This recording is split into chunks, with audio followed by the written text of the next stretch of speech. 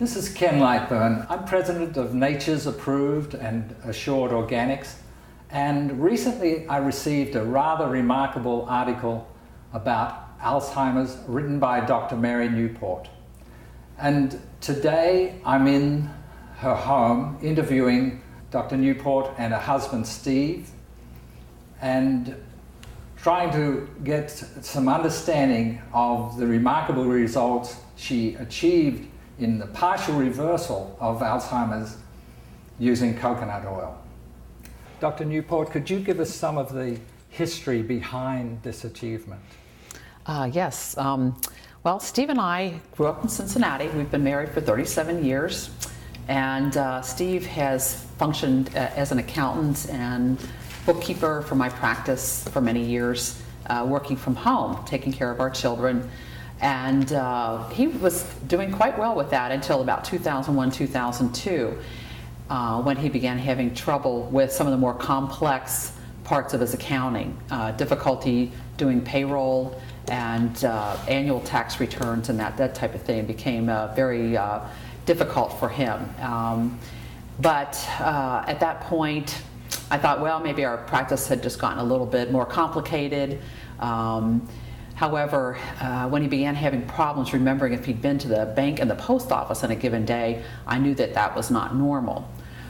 So we got him to a physician to evaluate him, and the doctor at that time felt that most likely he had a problem with depression, and Steve was depressed at that point.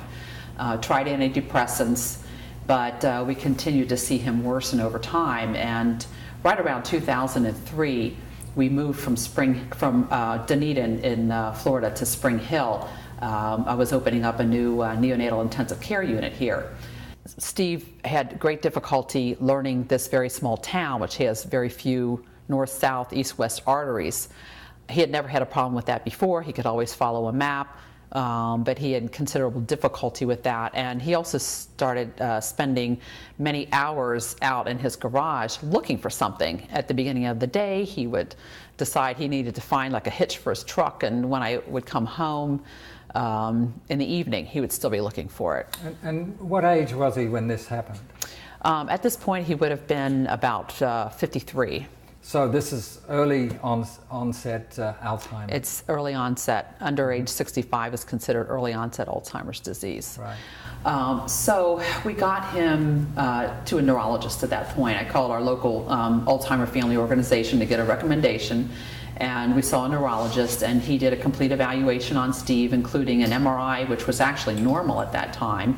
It ruled out things like vascular dementia, strokes, other things that might cause these problems.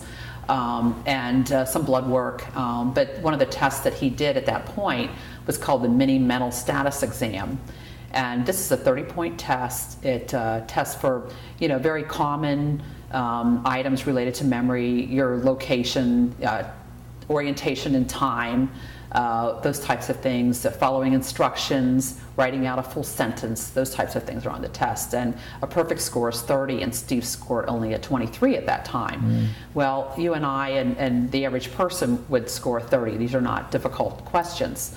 So the neurologist felt that he did in fact have some type of dementia. These doctors want to see progression in the disease, worsening of the disease, before they want to label it as Alzheimer's disease, and they want to rule out everything else.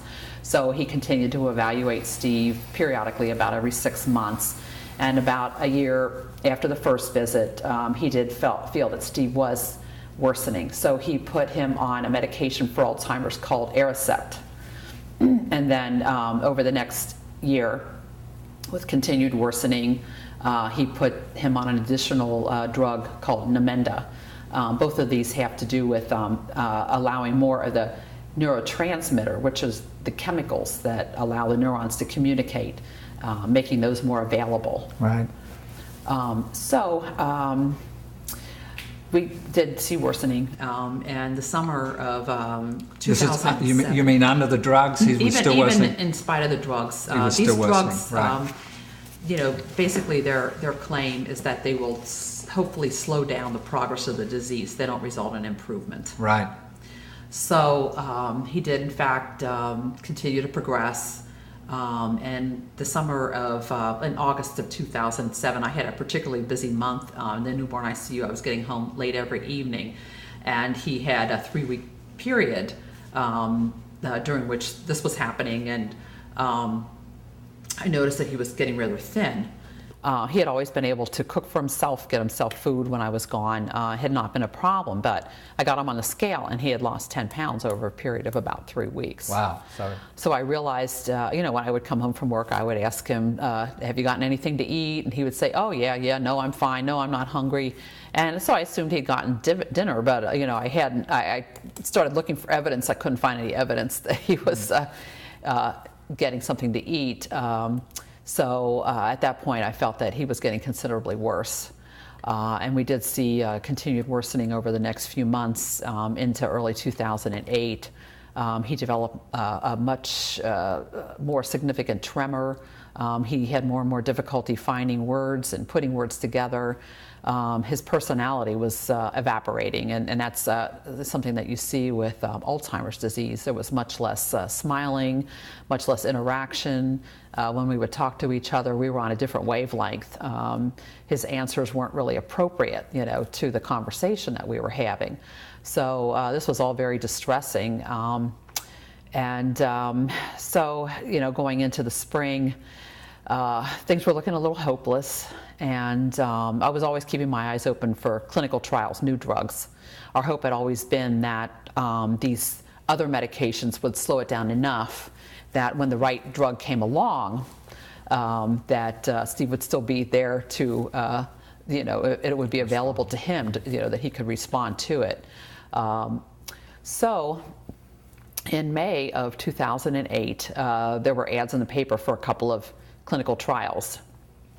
And I had a couple days off and scheduled 2 back-to-back screenings for these 2 different drugs. Both of them have to do with attacking the beta amyloid plaques, the plaques that people know are associated with Alzheimer's disease. Mm-hmm. So what happened was the night before the first screening, I thought, well, what if Steve gets accepted into both studies? What if he does well? We have to pick one. You can't be in 2 different clinical trials. Of course not. Yeah.